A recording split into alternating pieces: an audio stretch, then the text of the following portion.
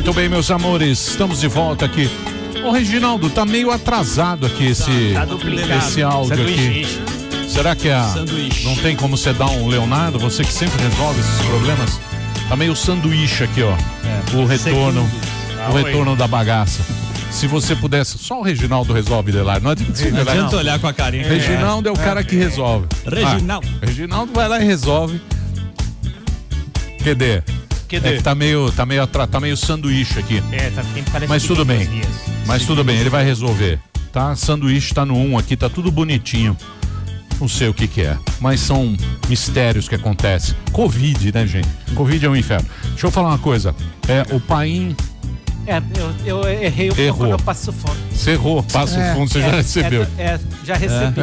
Paim, eu vou te falar, viu? Esse puta Zé Comuna. Esqueci de pôr um zero. Deixa eu falar, 280 quilômetros, Passo Fundo de Porto Alegre, a gente falou que era 28 quilômetros. Estamos sendo taxados como burros pela nossa Depende do veículo que você utiliza. Se for de pela nossa grande acelerar pra cacete, você chega de helicóptero. Estão nos chamando de burros aqui. Sim, porque a gente não sabe a distância de Passo Fundo para Porto Alegre. Ele falou de helicóptero. Então, para corrigir, são 200 e tralalá de quilômetros. 288. Sim. Mas não 28 quilômetros, né? De 28 para 280. Tá que nem a morte do Bolsonaro. Cadê os dados? Isso. Os dados do Bolsonaro. Agora, o negócio do Trump tá aqui, que ele falou. Não é que fake news, não. Teve um que era fake news. Não tem fake news nenhuma. Ele falou aqui na televisão. Mas não deixa pra lá. O fake news é do Javier. O tweet dele é fake. Não é tweet, Zé. Na televisão é outra coisa. O Zé Suécia. Ele falou mal da Suécia e do Brasil. É burro. É americano, não sabe do exterior. Agora ele é burro. Você pagava. Muito bem. Vamos manter a calma, a tranquilidade, porque aqui ela está. Primeira coisa que eu quero perguntar para nossa querida advogada, jurista, professora de Direito na USP, deputada estadual, foi a maior votação do estado de São Paulo, foi uma das autoras do pedido de impeachment da ex-presidente Dilma, já esteve várias vezes aqui no programa brasileira. Calma, temos aqui Janaína Pascoal, Janaína do Brasil, no Instagram Janaína Pascoal. Tá lá no Twitter. Obrigada pelo convite. Eu não tinha vindo ainda nesse espaço muito bonito mesmo. Parabéns. Você veio aqui na época da Dilma. Você e o professor Vila. Não lembro quem foi. Não, era um outro professor. Poxa. Carvalhosa? Não, era um professor bem jovem até, de ciência política, filosofia. Pode ser eu. Eu lembro. Não é jovem, Ô, Janaína, mudando totalmente de assunto, você teve Covid? Tive. Mas você ficou zoada? Fiquei. Ficou mal? Fiquei. Sem paladar e nada? Perdi paladar, perdi olfato por 20 dias ou mais. Muita arritmia, muito problema circulatório, muita falta de ar, assim, Tomou todo cloroquina? Aquele quadro horroroso. Não tomei cloroquina, porque quando os meus sintomas pioraram, eu já não estava mais com vírus, que isso é uma coisa muito interessante nessa parte da estatística. Muitas vezes você vai fazer aquele exame, o tal do PCR, e dá negativo. Não significa que a pessoa não tenha tido, né? Porque eu, quando fiz o PCR, 2 vezes deu negativo. Mas a minha tomografia mostrava um quadro grave de Covid, entendeu? E só depois, quando chegaram aqueles exames que a gente vê IgG e IgM, é que eu verifiquei que eu já tinha os anticorpos. Então era certo que eu tinha tido. E quando o problema, né, a coisa agravou, meu quadro agravou, a cloroquina já não faria efeito, porque ela vamos dizer assim, não vou entrar nesse mérito que são vespeiro, mas se tem alguma utilidade, essa utilidade, ela ocorre quando o vírus está presente, entendeu? Então, para mim, já não adiantaria mais. Entendi. Mas graças a Deus você tá bem. Tá bem. 0 bala. E calma, né? Calma, tranquila. Eu não conhecia a Janaína. Adriles, você que faz aquelas perguntas quilométricas. É uma dissertação. É bom ele fazer no começo, porque dá para terminar. Eu vou deixar você fazer a primeira pergunta de hoje. É bom que eu já vou no banheiro. Olha, hoje eu estou comedido. Janaína, você tem sido muito crítica em relação à postura truculenta, incisiva e agressiva do presidente. Mas você não acha que isso pode ser reverberação? Por exemplo, ontem a gente viu as manifestações de rua, né? E eu vi num programa de televisão, de uma rede de televisão, colocando assim: As manifestações de rua pró-democracia, de esquerda, que ontem acabaram em balbúrdia, em arrombamento de instituições, em quebra-pau, ou seja, absolutamente balbúrdia, foram vistas como democráticas porque assim se intitulam e assim se colocam contra o presidente Bolsonaro. E, eventualmente, as outras manifestações pró-Bolsonaro, que tinha uma ou outro cartaz, assim, falando exatamente de quebra de instituições, derrubada do Congresso, etc., foram vistas como hegemonicamente autoritárias, ditatoriais e antidemocráticas. Você não acha que a postura truculenta do presidente pode ser considerada como uma defensiva em relação a uma manipulação da mídia que coloca a parte pela exceção e coloca uma torcida quase que organizada a uma manifestação contra o presidente em detrimento de outra? Veja bem, como uma boa filha da USP, né, eu vivenciei isso a vida inteira. Então, essa coisa de dizer que a manifestação é democrática apenas quando está, né, de acordo com as pautas esquerdistas, vem desde sempre, não é algo novo. Então, assim, você vai um grupo para a rua para falar a favor da legalização do aborto, pode acontecer o que for, é democrático. Sim. Se você vai contra a legalização, por mais ordeira que seja, é antidemocrático. Isso faz parte, né, da dinâmica da intelectualidade brasileira. Então, isso é um fato que pode ter alguma reatividade do presidente, não só por hoje, mas por todo o histórico dele, também pode. O que me incomoda sobremaneira, né, é a falta de preparo da equipe que o alicerça, que o assessora, em não perceber que essa postura não está prejudicando esses grupos, nem está favorecendo o governo, né? É uma postura que está prejudicando muito o país. Então, eles já estão caindo numa armadilha de dizer que as manifestações contrárias ao governo são, de maneira assim, uniforme, antidemocráticas. É o mesmo erro, da mesma maneira que erra quem diz, olha, essas famílias todas apoiando o presidente são fascistas, e esse povo todo fazendo quebradeira são democratas, também erra muito o presidente quando cai nessa armadilha, entendeu? Eu acredito que ele pode ser surpreendido. Se ele continuar nessa toada, ele pode ser surpreendido. Porque são muitas atuações dele e daquele núcleo duro dele que findam por fomentar esses movimentos. E aquelas pessoas, né, mais ponderadas, eu sei que tem muita gente que não me vê como uma pessoa ponderada, né? Eu me sinto assim, eu procuro pelo menos ser. Ficam numa situação difícil em defender tanta loucura. Sim. Entendeu? Porque você fala assim, gente, por que eles fazem isso? É isso que está me intrigando, sabe? Desde o princípio do governo. Essa postura. Mas você tocou nesse assunto que esse lado psicológico seu, muito fico confuso dele, porque eu não sei se é uma estratégia. Quando você vai lá falar da Dilma, do próprio Bolsonaro, tem que gritar. A sua emoção, a gente nunca sentiu isso. Você acha que o presidente também tem essa emoção que, não sei se precisa de uma terapia ou alguma coisa que precisa ser avaliada? Eu acho que ele internalizou, né, esse ódio todo que ele vivenciou tantos anos no Congresso, depois tudo que ele passou na campanha. Aquele ataque, né, aquele atentado que ele sofreu foi muito forte, muito profundo para ele. Ele sabe, e é fato, que a maioria, né, da imprensa, dos formadores de opinião, dos professores universitários, que esse grupo é muito contrário a ele. E ele sabe que não vai conquistar essas pessoas. Mas o que está acontecendo, e eu acho que isso que ele não percebe, ou se percebe, tem algo que eu ainda não consegui alcançar, é que ele está conseguindo afastar aquelas pessoas que o apoiaram. Perfeito. Entendeu? Então, assim, durante a campanha, que eu tive a oportunidade de conversar um pouco com ele, eu falava, presidente, o senhor tem que entender que o senhor vai ser eleito por uma pluralidade. Né? Então, por exemplo, eu tenho muitos amigos gays que brigaram, né, nos seus grupos para apoiar abertamente Jair Bolsonaro. Então, eu dizia isso para ele. Eu falei, o senhor tem consciência disso? É importante o senhor ter isso claro. E nesse contato que nós tivemos, ele me parecia uma pessoa muito razoável, sabe?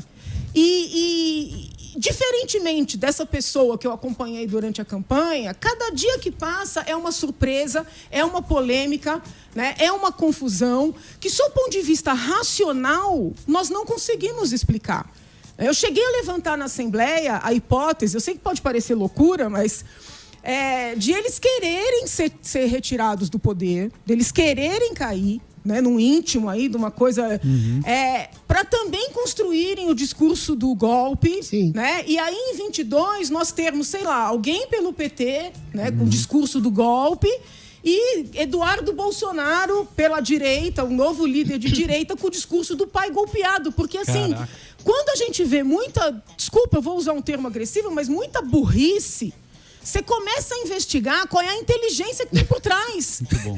Porque não é possível, entendeu? Ontem, por exemplo, saiu um boletim com os números de morte. Se eu não estou equivocada, 1.384, né? Quase 1.400. Ontem saiu 2 boletins. Sim, como eu estou acompanhando esses números, né, o tempo inteiro, até em função da gente fiscalizar verbas aqui em São Paulo...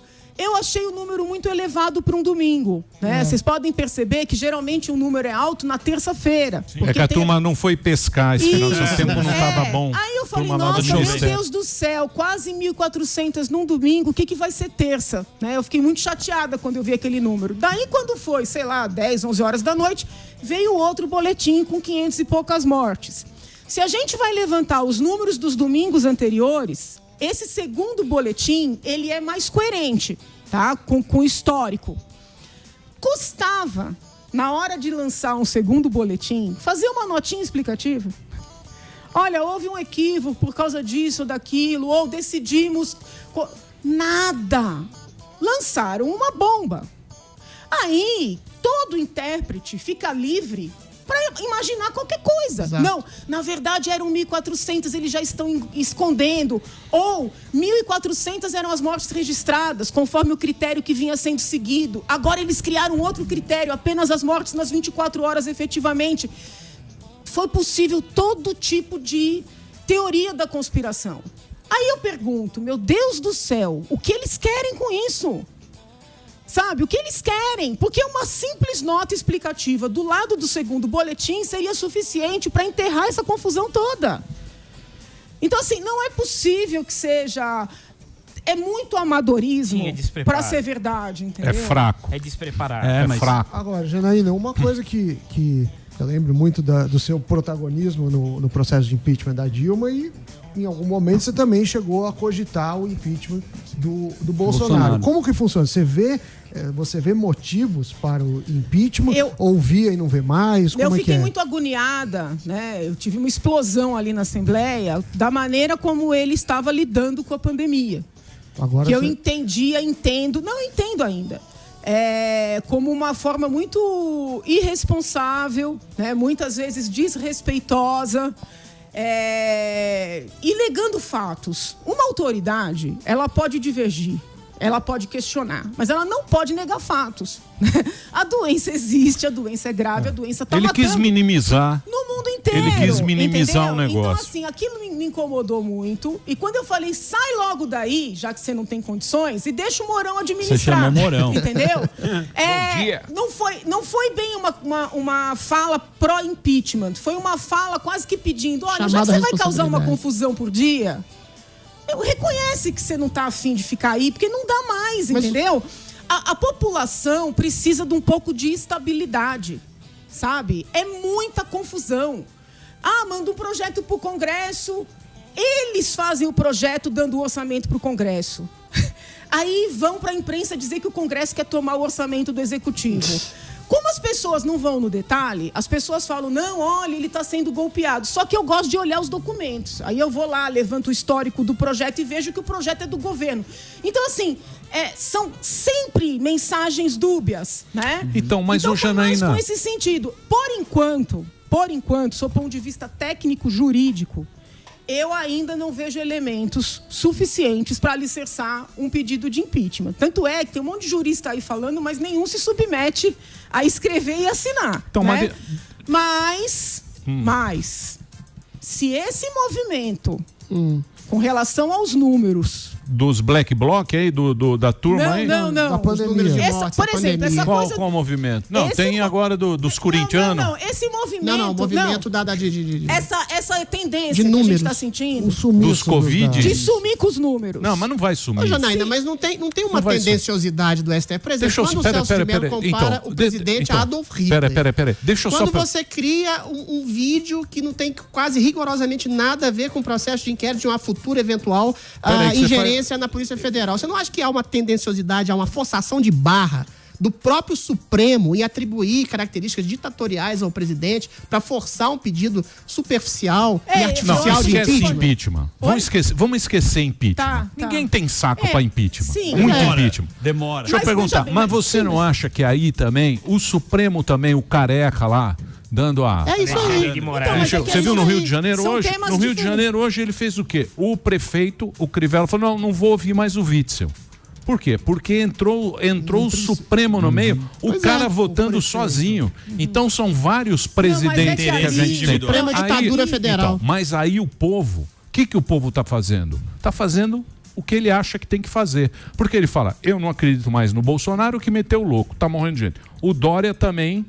O outro prefeito aqui também, cada hora faz um negócio. Falou, quer saber? Eu vou me resolver aqui. Cada um por então a galera tá meio que cada um por si resolvendo. Crise de autoridade. Por quê? Essa questão do Supremo, eu acho que a gente tem que separar um pouco. O inquérito que o ministro Alexandre preside, que é o tal do inquérito que ganhou esse nome ridículo de fake news, né? Porque eu tenho todas as restrições a essa figura inexistente. Esse inquérito eu critico desde o nascedouro. Esse inquérito é completamente irregular, ele é completamente inconstitucional, ele foi instaurado de ofício pelo ministro Toffoli, ele vai sendo moldado conforme o interesse, entendeu? Ele investiga tudo e qualquer coisa.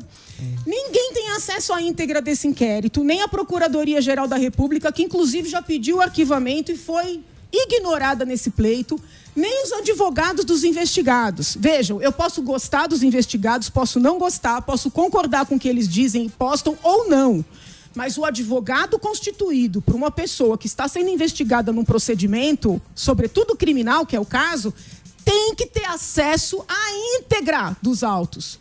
Então, eu fico muito preocupada como cidadã, como advogada, apesar de estar afastada dessa atividade agora, como professora de direito, também licenciada, mas assim, isso é um absurdo, isso é ditatorial.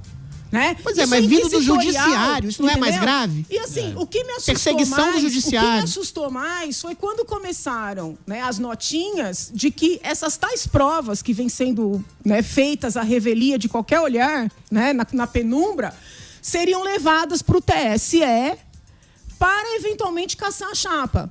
Então, o que eu estou tentando... É tão difícil, porque as pessoas que leem lá no Twitter ou me veem na Assembleia falam, pô, você tá com quem? Eu tento estar com quem tá certo. É isso entendeu? aí. Eu vejo o cara jogando no lixo a oportunidade que a gente construiu.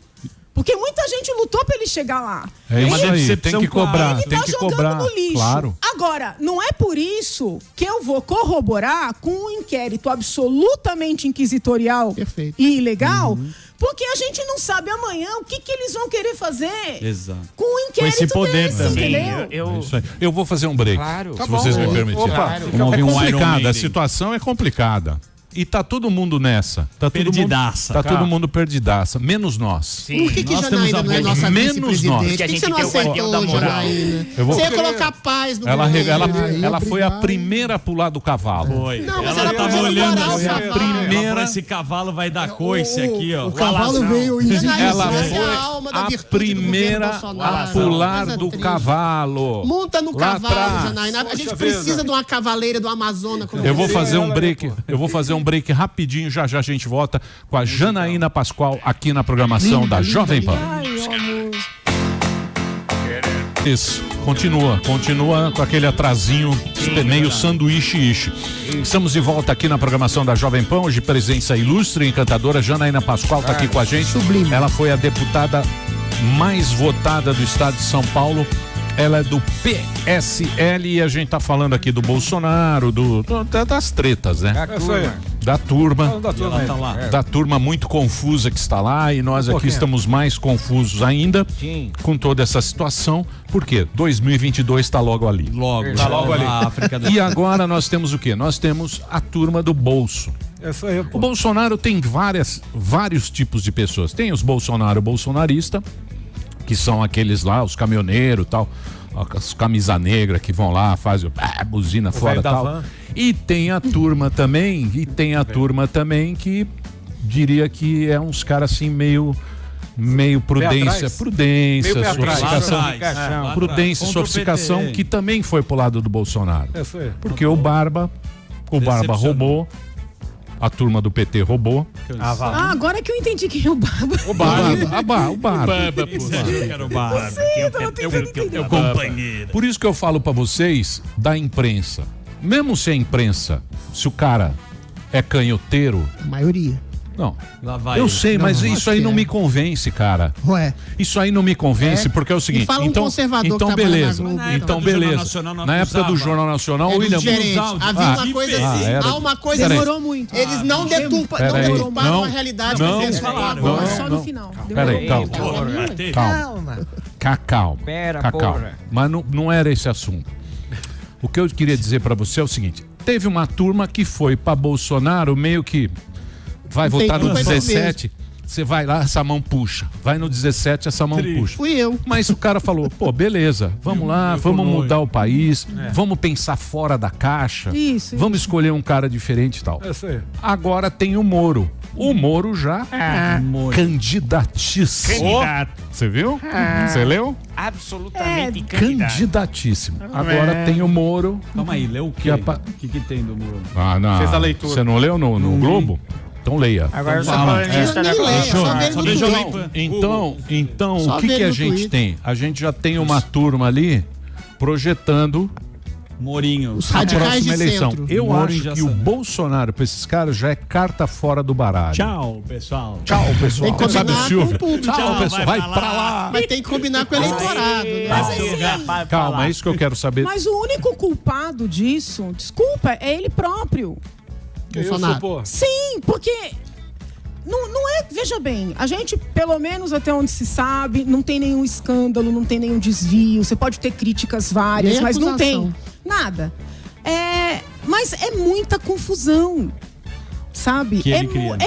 Então assim, as pessoas ficam, quando você acha que o país vai engrenar, ele arruma uma encrenca. Então assim, isso tá esgotando a população. Mesmo as pessoas que gostam dele estão ficando esgotadas. Então, eu já ouvi bolsonarista dizendo, é melhor que saia logo e deixa o Mourão. Então, mas isso que eu quero saber de você, porque eu vejo claramente nessa turma Bolsonaro uma guerra cultural.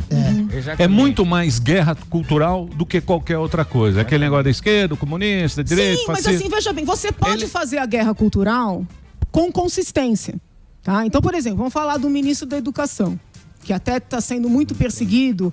Eu acho até que os procedimentos criminais que estão sendo instaurados contra ele não tem nenhuma sustentação. Né? Dizer que ele é racista por causa de um meme, dizer que ele cometeu crime porque falou uma frase mal educada para o Supremo. Eu não vejo, do seu ponto de vista penal, nenhum fundamento para aquilo. Agora, ele não tem consistência do ponto de vista da educação propriamente. Técnica, né? Ele não tem condições de ser ministro da Educação. Então, assim, parece que para o presidente, para que a pessoa esteja num cargo elevado, basta ficar xingando a esquerda, entendeu? Brigando nas redes sociais. Isso não é... Você pode fazer uma guerra cultural com consistência, entendeu? Assim, porque que a escola estava e está absolutamente ideologizada, as universidades, gente, isso é fato, eu sou testemunha viva disso. Mas você não coloca alguém que não entende nada de educação só para ficar xingando esquerdista. Você tem que pegar um cara de direita, consistente, entendeu? Que se não é um grande conhecedor da educação, porque ninguém aqui nasceu pronto, pelo menos se dispõe a estudar. E a gente percebe que o ministro, em nenhum momento, teve a humildade de sentar para debater temas, para ouvir especialistas. Você entende? Você pode ser de direita, mas você não pode perder a consistência. Competência. Então, acho que é isso que o presidente não consegue compreender. Então, mas Janaína... Veja esse senhor que está à frente da presidência da Fundação Palmares. Eu até cheguei a defendê-lo nos primeiros, né, as primeiras vezes que ele se manifestou e foi muito atacado. Eu falei, gente, quer dizer então que um negro, para ser respeitado, tem que pensar igual, né, a totalidade. Só que assim, perdeu a mão, você entendeu?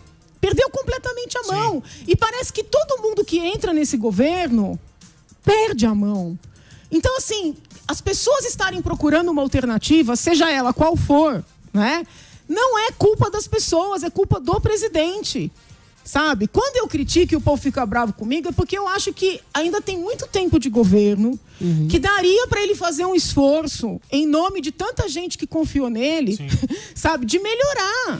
Mas, ô Janaína, então, mas eu vou fazer uma pergunta para você. Eu vou fazer uma pergunta para você. Eu vou fazer uma pergunta para você agora, você que é uma educadora, você que é professora da USP, tal, Universidade Federal, top de linha. Você não acha também que para um cara que ele vai ser um ministro da educação, são 100 mil funcionários.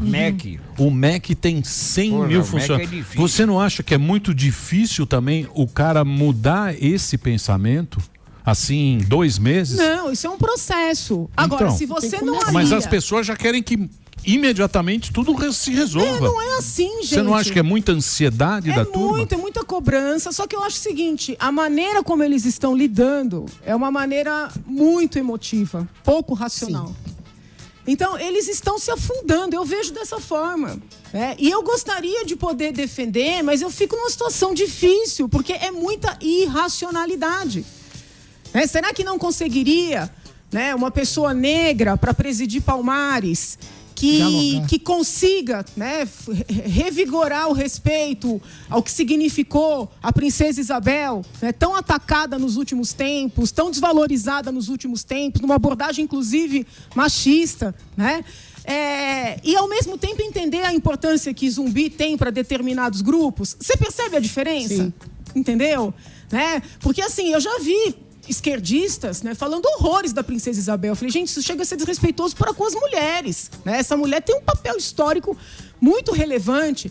Então, não é para colocar alguém lá para acabar com o Zumbi. É para colocar alguém lá que consiga manter esse diálogo. Eles não fazem esse exercício. Então, assim, foi um povo que chegou ali para acabar com tudo, sem conteúdo acadêmico, sem consistência e sem vontade de se preparar. Entendeu? Quando você chega para um cargo, imagine vocês, são convidados para um outro programa.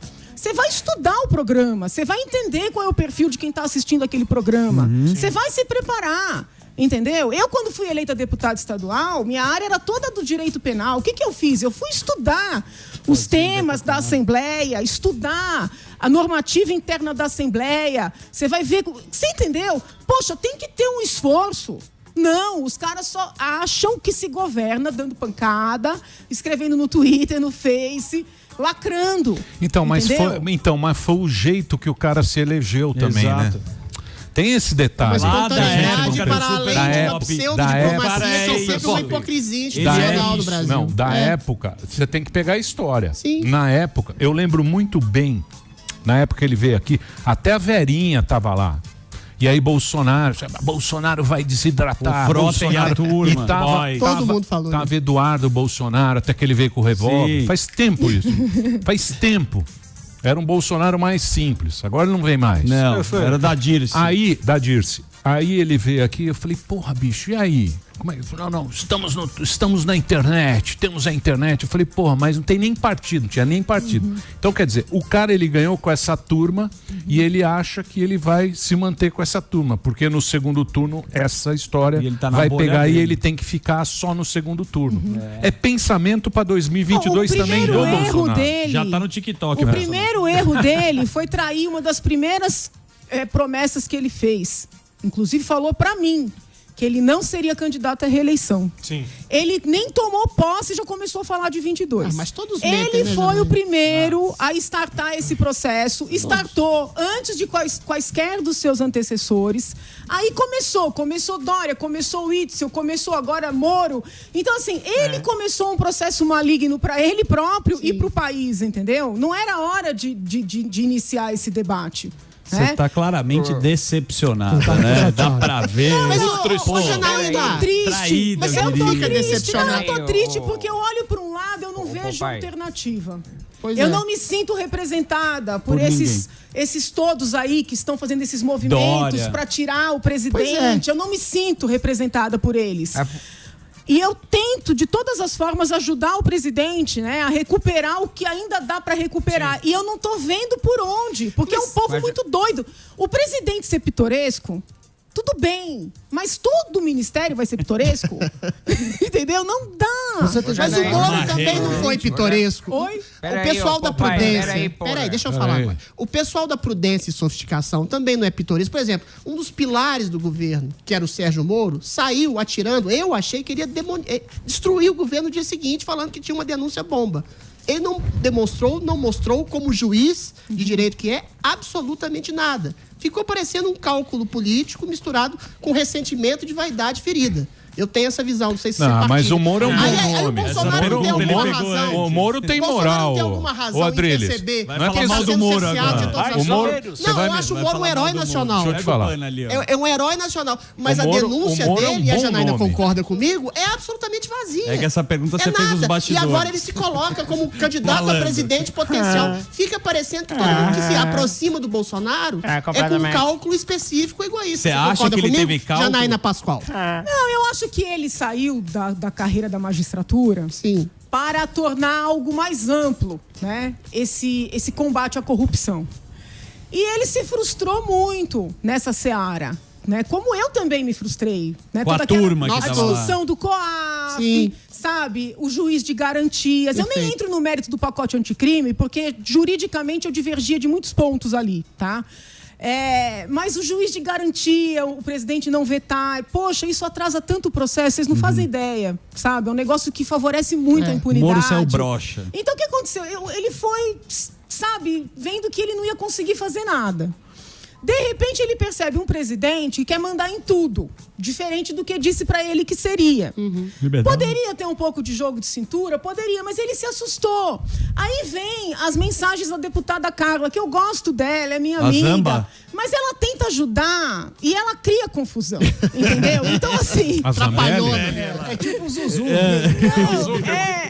Eu penso nela, eu gosto muito dela, mas eu penso nela como o Pimentinha do Dr. Wilson, entendeu? Sim, ela vai lá e coloca bomba na cabeça. Então assim, gente, o que ela tinha que se meter e falar aquela frase de Supremo? Aceita o Ramagem. O ministro já tá infeliz no cargo. Que essa é já tá vendo que o presidente é um mandão desenfreado. Gente, ele entendeu? E aí a mulher escreve de vaga no Supremo e ele fala, nossa, será que estão tentando me corromper? Mas ele falou, se deixar o cara lá, eu fico. É porque era parede, também foi Então, o que aconteceu? Ele decidiu sair porque ele não estava sentindo confortável. Mas a maneira que ele saiu... Não, eu nem tô defendendo. Criando uma denúncia falsa. Eu não tô defendendo. Aí, o que ele sente? Pela respeitabilidade que ele tem, que ele precisa dar uma satisfação para a população.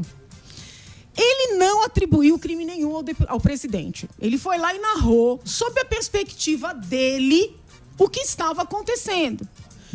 O que aconteceu é que ele falava assim, se perguntado num procedimento, eu posso trazer mais elementos. Então eu imaginei que vinha com uma cara. Haveria muito mais coisa. O vídeo não tinha nada. Aí o presidente dá entrevista e fala, não, é porque ele queria ser ministro. Aí virou aquele barraco, o PGR instaurou um inquérito para saber onde é que tá o crime. Ratinho. E, gente, eu tenho lido os depoimentos, eu tô acompanhando esse inquérito, né? Porque eles estão deixando públicos todos os documentos. Um juiz, o delegado. Não tem nada ali. Não tem entendeu? nada. É o que eu falei. Aí os delegados já prestaram depoimentos sob compromisso de dizer a verdade.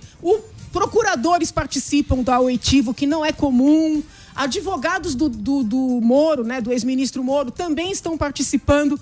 E está evidente que nunca houve uma solicitação pontual de ajudar ou perseguir quem quer que seja. Agora o governador Whitson, né, comprou essa bandeira porque ele está utilizando como uma forma de defesa. Mas não tem nada do Bolsonaro? Então você acha que quando ele fala que ele quer proteger os filhos, o que ele quer dizer com isso? Olha, neste inquérito não tem nada. Que ele é neurótico com segurança, eu sou testemunha. Porque na época da campanha ele falava assim, Janaína, meu Deus, você vai ser vice? Tomou uma facada. E eu não consigo garantir a minha segurança. Mas antes da facada, eu não consigo garantir nem a minha segurança, nem a da minha família. Como é que vai ser com você e com a sua? Eu falava, mas presidente, o senhor está sendo tão ameaçado? Porque eu sofri muita ameaça. Mas o medo que ele trazia pra mim nas conversas era tal que eu falava, gente, se tudo que eu tô passando, né, eu não fico desse jeito, o que será que tá acontecendo com esse homem? Eu falava, o senhor tá escondendo alguma coisa de mim? Tanto é que nas conversas que eu tive com ele, teve um momento que eu cheguei a achar que ele estava exagerando para me apavorar, para eu não querer seguir junto. Aquele negócio, vem jantar em casa, mas a comida é uma merda. Mas é o seguinte, depois que ele tomou a facada, eu falei, caramba, então ele não estava exagerando, entendeu? Então essa coisa dele de querer proteger a família, ele é assim. E no Rio de Janeiro? Quem conviveu um pouquinho com ele... sabe que ele é assim. Mas esse jeito dele, né? Esse jeito, vamos chamar de espontâneo, emocional, não diplomático, passional até eu diria, que ele faz tudo errado. Aquelas entrevistas que ele dá ali, mesmo naquela entrevista que teve o negócio da Alcione. E daí? E daí que ele fala das mortos. Aquilo lá, eu assisti a entrevista inteira. Aquilo lá foi o tempo inteiro o cara perguntando, mas e a China? Ele falou e daí para repórter da China. Só que eles editam aquilo e no mundo inteiro aquilo foi usado. É por isso que ele fica puto. Então, mas não é puto, ele errou. Ele que cava Sim, o pé. ele cava a diplomacia como dia do carro. Então, mas aí o que acontece? Mas ele não é insensível canalha. Fala, e daí, não tô morreu. Eu não tô dizendo isso. Eu tô dizendo que ele mesmo cava a sepultura dele. De uma armadilha, porque, né? assim, a abordagem mas isso aí ele tem que ter uma equipe, vamos profissionalizar. Não, é que o pessoal ali só põe fogo. Entendeu? Por isso é que eu fico achando, será que são apoiadores mesmo? Os caras que colocam... Você acha que as pessoas é que atiçam o presidente? Tem não é o certeza. contrário? Vai lá, Mito, apavora os caras. Eu tenho certeza, porque quando eu acompanhei... Mas que pessoas? Os militares são mais tranquilos. A coisa ali é estranha. Você acha que é o pessoal olavista, é o pessoal ideológico? Quem é o pessoal que joga fogo? Eu só sei que é tudo muito estranho.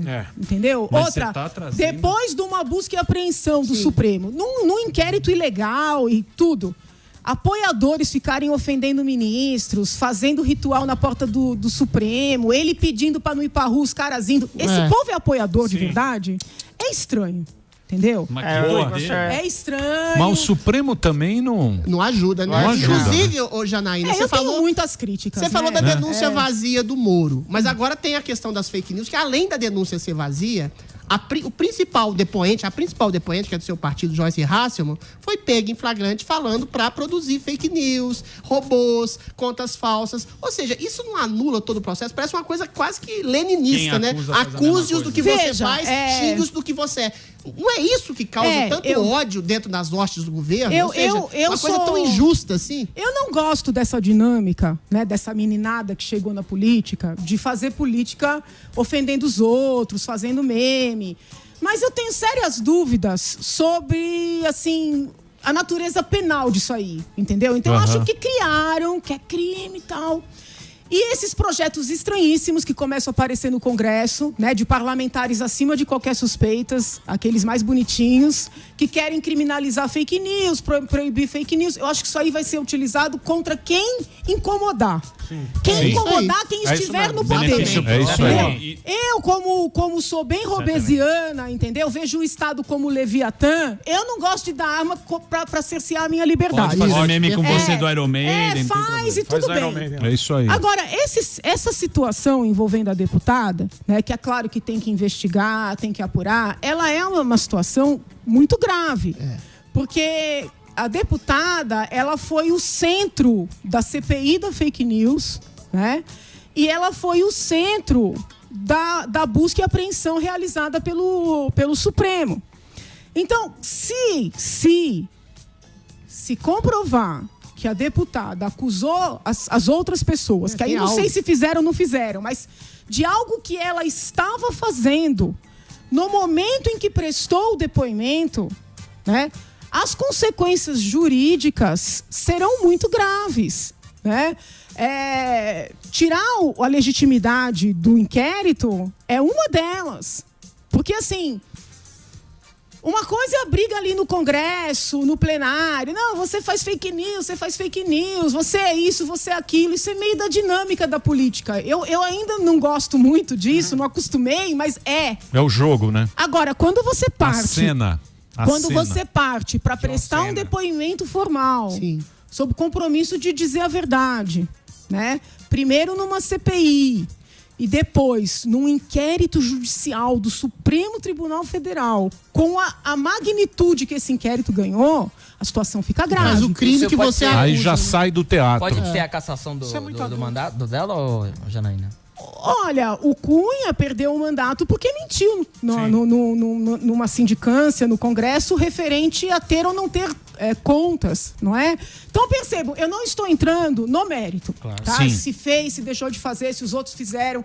Agora, sob o ponto de vista jurídico, é um fato novo, muito relevante, que precisa ser investigado. Mas ela é do teu partido, né?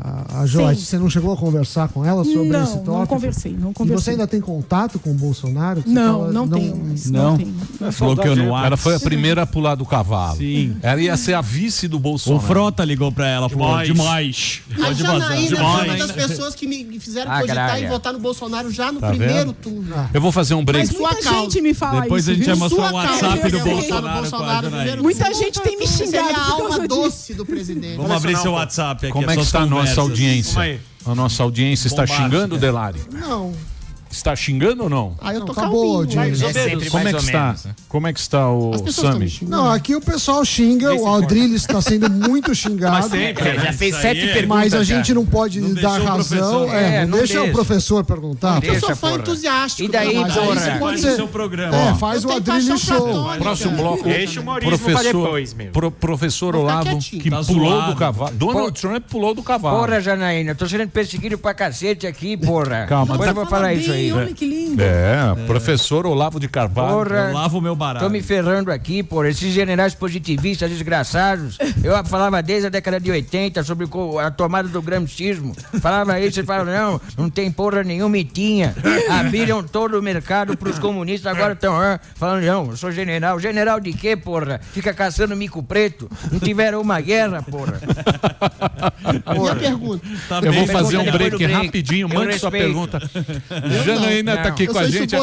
A Janaína Pascoal conversando com a gente. A gente volta daqui a pouquinho. Até já. Ele fala direitinho. Estamos de volta aqui na programação da Jovem Pan. Hoje uma presença encantadora aqui no programa Pan. Adorável. Grande o break, hein, Delari? Os breaks imensos. Maior que a pergunta do Adrilho. Exatamente. Temos aqui a advogada, jurista, professora, deputada estadual pelo PSL, a mais votada da história de São Paulo. A nossa querida Janaína Pascoal. Estamos falando aqui de Bolsonaro, estamos falando do futuro, estamos falando das decepções que nós tivemos, muita gente decepcionada. E tem ouvido, eu gosto dos meus ouvintes, eu rezo para os meus ouvintes. Todos? Todos. Para que eles peguem Covid e não tenham que ir para UTI. Passe. Que tenha uma. Tipo a do Sami. Isso, que tenha. Isso. O corpo mais melhor. Ó, você vê, uma menina, Camila Zanesco. Isso é que pensa. Vocês querem um governante perfeito, mas não existe príncipe encantado. Não. Deve ser horrível ser atacado todo santo dia e manter o equilíbrio mental. E podem pensar o que for, mas vejo por esse lado o Bolsonaro. Então, quer dizer, tem muita gente que se decepcionou mesmo com o Bolsonaro. Eu, por exemplo, o que me deixou mais triste com essa pandemia... A pandemia eu achei que é o Brasil. Ela mostrou o que é o Brasil. Os políticos roubaram. Pra caramba. Estão roubando. Estão ainda. É muito assustador. Né? É muito assustador. É muito, porque é uma coisa tão grave. É uma vergonha. Por isso, olha, eu vou dizer aqui, vou fazer propaganda de mim mesma. Diga lá. Como eu me orgulho do meu voto não ao decreto de calamidade pública.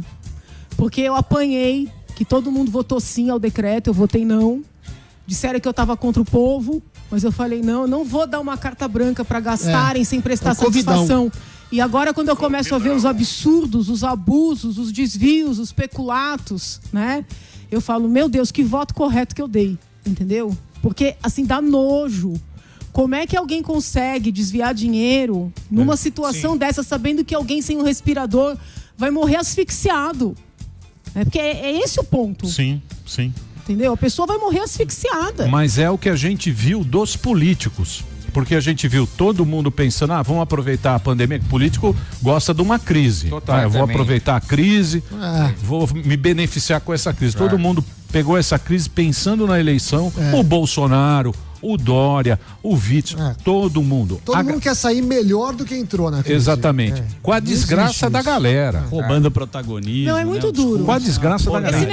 Então é um negócio que ali... a gente tem que estar mesmo triste. Eu tô triste, tô triste. Sem esperança, triste. Não, sem esperança não, porque eu sou uma pessoa otimista. Mas se eu disser que eu não tô triste, eu tô triste, gente. Mas você tá pra representar a gente. E nós, como é que a gente fica em 2022?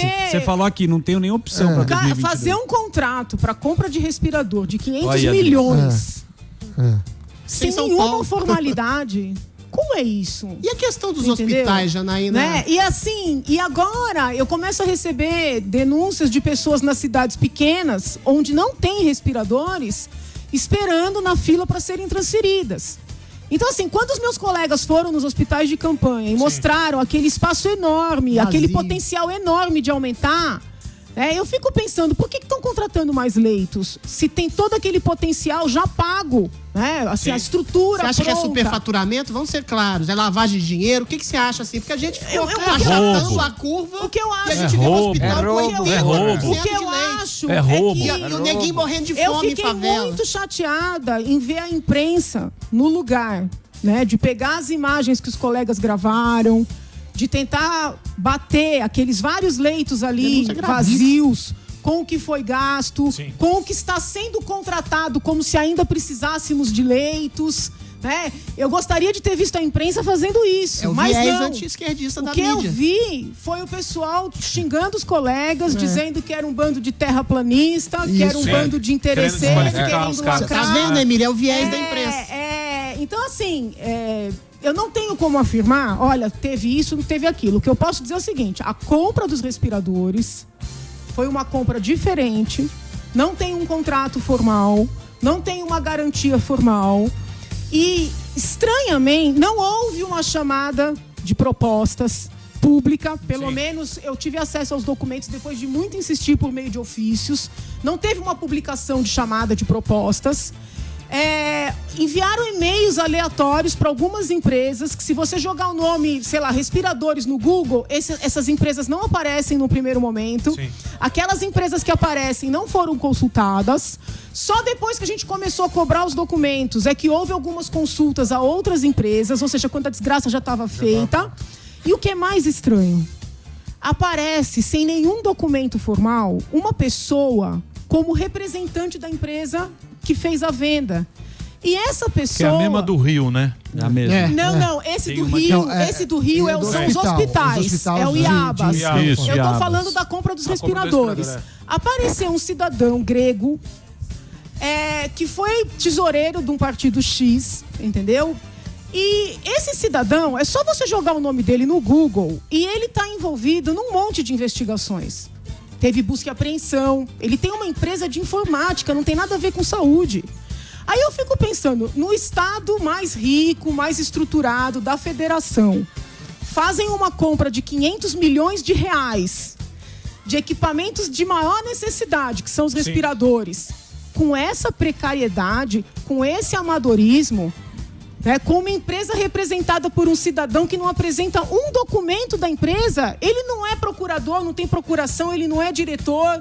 Que é isso? Entendeu? E aí eu fiquei chocada quando algumas pessoas perguntaram ao governador, e no lugar de ele, porque assim, se eu sou governadora, quem está apurando essa história sou eu. Claro. Entendeu? Porque você não pode roubar e não pode deixar roubar.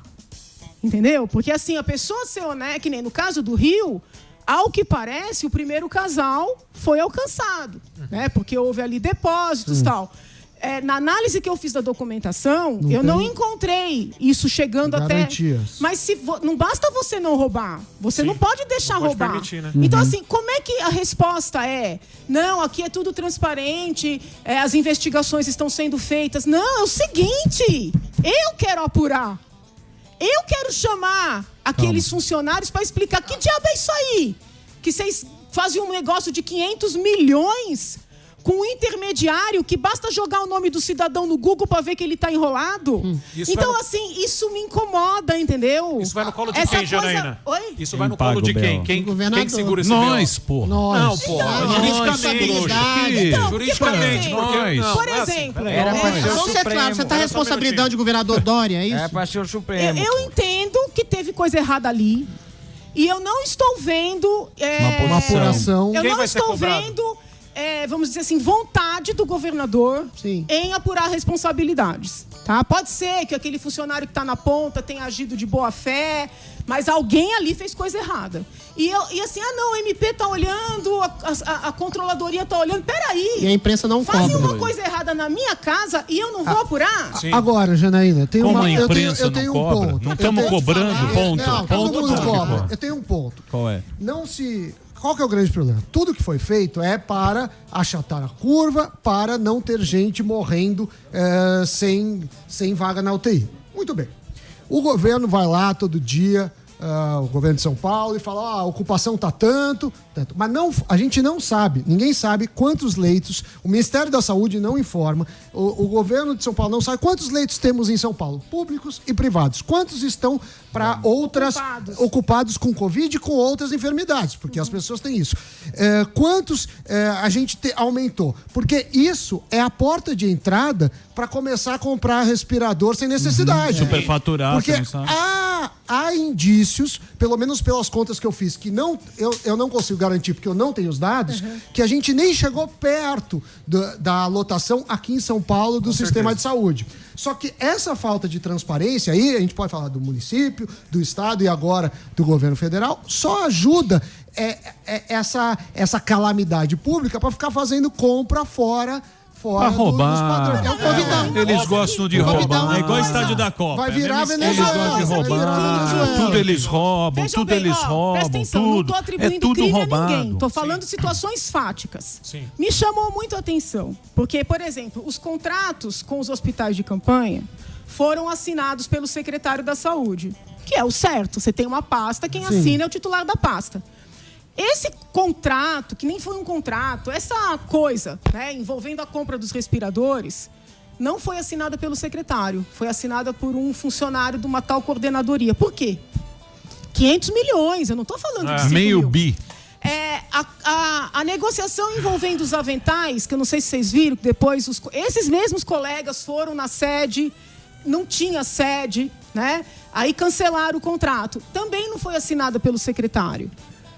Alguém está fazendo coisa errada embaixo, escondido do secretário?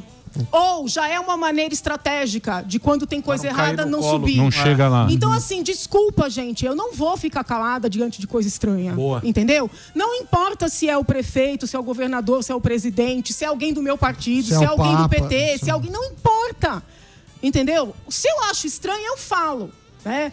Posso estar equivocada, mas então eu acho que quem está no meio da situação tem o dever de apurar e esclarecer. São 500 milhões de dinheiro público, né? E tem gente que está na ponta precisando de respirador. E aí?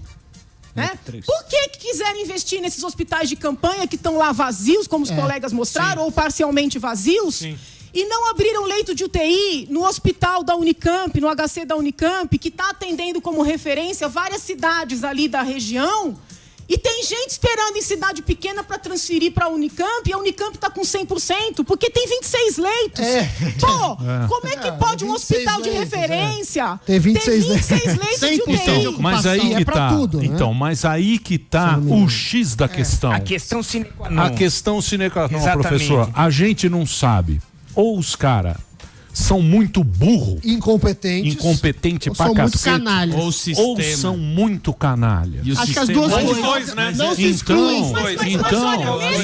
Mas mesmo que seja incompetência, você tem que fazer uma sindicância para admitir. Nós precisamos escolher entre ou Pra burro. ser canalha tem que ser inteligente. Mas de qualquer canalha forma e não burro. serve, né? dá, Seja os por dois. burro ou dois. incompetente, Mas esse é não o serve. sistema do Brasil? É isso que acontece sempre? Essa é a sua veja, O decepção? escancarou. Não, o que acontece? Hoje eu sou deputada. Então, assim, eu estou tendo acesso... Porque eu busco. Não é que chega para mim a documentação. Eu vejo uma notícia, eu cismo. Entendeu? Começo a achar desencontro nas falas. Eu oficio, peço os documentos. Eu tive muita dificuldade que o setor competente lá me entregasse os documentos referentes à compra dos respiradores. Eu tive que insistir muito, sabe? Não foi simples, o que já é estranho. Sim. Porque, teoricamente... É a transparência, né? Qualquer um tem esse direito, mas um deputado ainda mais. Aí eu recebo a documentação. Eu falei, gente, mas de quanto é isso aqui? 500 milhões, essa precariedade. Aí tem no meio do contrato um grego... Que ninguém... Desculpa, não é preconceito com os gregos. Já vai sair, mas já assim, vai uma pessoa que... Você joga o nome da pessoa no Google, tem um monte de busca e apreensão. Como é que fazem um contrato de 500 milhões? E o chinês? E as vacinas? E o chinês? Os respiradores. Lembra do chinês? Nos respiradores? Tinha um chinês no meio. Tinha um chinês. Eu não lembro. Mas os caras são ruins. Você viu hoje que fizeram o negócio do ônibus? Vi, que só pode... cara bolou... Prefeitura. Que é, falou assim, não, sensacional. Ele falou assim, não, mas como é que vai ser? Vai voltar? Tal. Não, tem um ônibus, vai um ônibus na frente e vai um vazio atrás. Ai, meu Deus. Eu falei, meu Deus. E o motorista não para se tiver lotado. Isso. O motorista passa direto. Se quiser então, descer... eu acho também a burrice aí, também ela conta. Esse rodízio, né, que foi feito. Só provocou aquilo ali era para contaminar, né? Eu acho que até o intuito não era esse, mas do ponto de vista racional era. Mas então, aí o que a gente faz? A gente precisa até dos dados, assim. Melhor. A democracia funciona com transparência. Eu sou cidadão, não tenho relação nenhuma com o governo, quero os dados. Você tem dificuldade. E aí, o que a gente faz?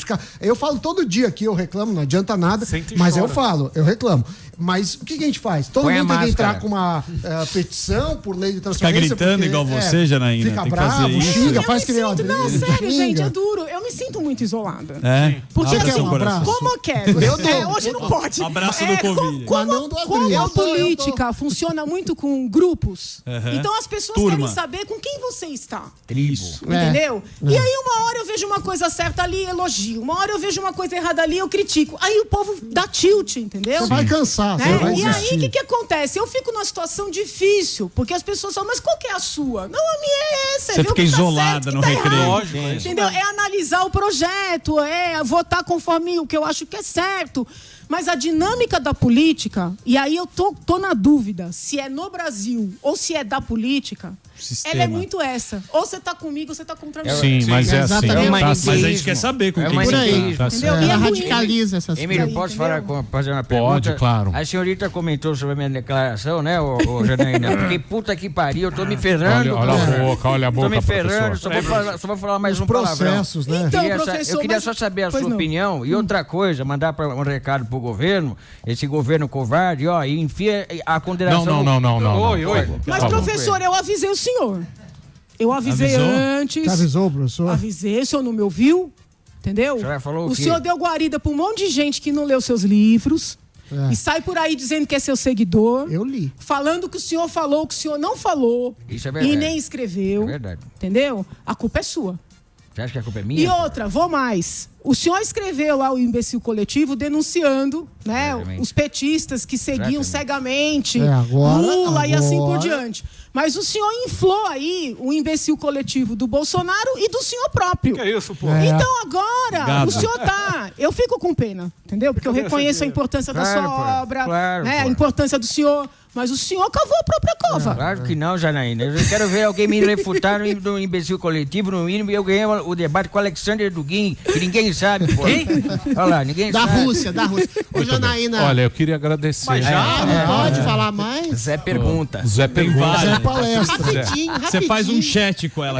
Faz uma live. No Globo.com. Faz a live no Instagram. Vamos cercear. Então faz. Pera aí, live no Instagram. Janaína, você sempre foi uma advogada incondicional do isolamento. A gente tá vendo que os números estão péssimos. O isolamento informal, que é o não isolamento, não funcionou. Metade das pessoas ficaram na rua. A gente tem já o resultado de mortes infectados desse não isolamento. 10 segundos. E a gente tem hospitais vazios, a gente tem respiradores aí, a gente tem números absolutamente... Peraí, porra! Tá vendo como é bom?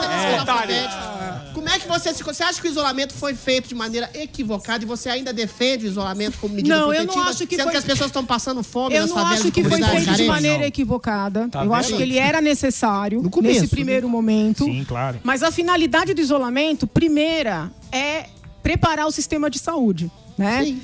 Ele foi preparado, né? Infelizmente, houve muito roubo. Se não tivesse havido tanto roubo, no país inteiro nós teríamos um outro cenário. Mas essa é a finalidade do isolamento. Sim. Manter o isolamento agora, né, vai condenar à morte. Isso. Não é o grande capital, que nem os colegas do PSOL ficam falando lá no plenário. É o pequenininho, entendeu? É aquele cidadão que tem um negocinho, que tem 2 funcionários, vai ficar desempregado. Ele, a mulher dele e os 2 funcionários. Então, assim, a gente não pode, né, ficar nesse preciosismo. Vamos pedir para usar máscara, usar o álcool, manter distanciamento, evitar eventos, sabe? Tomar todos os cuidados, mas vai ter que reabrir. E tem todo um lado psicológico também. Essa coisa do povo querer ir pra rua por toda e qualquer causa tem a ver com ninguém tá aguentando mais, tá preso. Né? Então pode ainda ter aí explosões de conflitos. Tudo que a gente não precisa nesse momento. Então eu acho assim, apoiei antes, não me arrependo de ter apoiado, mas já acho que já é hora de acelerar essa reabertura. Mas fizeram tudo errado. Sem estratégia. Erraram do carnaval até Carnaval, Dória tava na até roubar eu teria cancelado o carnaval. Roubar desde lá, não fechar a fronteira. Sim. Fizeram tudo errado. Lembra lá o carnaval? Delari lá? Não, lembra concordo lá, Delari? 100%. 15 milhões. Todo mundo espalhando o vírus. Não, e no mundo, todo mundo já sabia dessa desgraça dessa doença. Tava lá. Porra, Janaína, se você conseguir cancelar o carnaval, eu te dou minha coleção de arma, pô. Janaína, obrigado por você ter vindo. Obrigado. Deus abençoe e saúde pra Muito legal, todos. boa sorte lá pra você. A gente gosta do seu papo, da sua conversa. Você é uma política séria. Ela é, meu. Você é uma política Mas eu acho que ela vai séria. desistir. Voto não, Vai pra casa triste. O sistema faz a pessoa Eu tenho que fazer um break, né, Delari? Tem mais um. Então, daqui a pouquinho a gente volta. Obrigado, Janaína. Valeu, Janaína. Candidata, hein?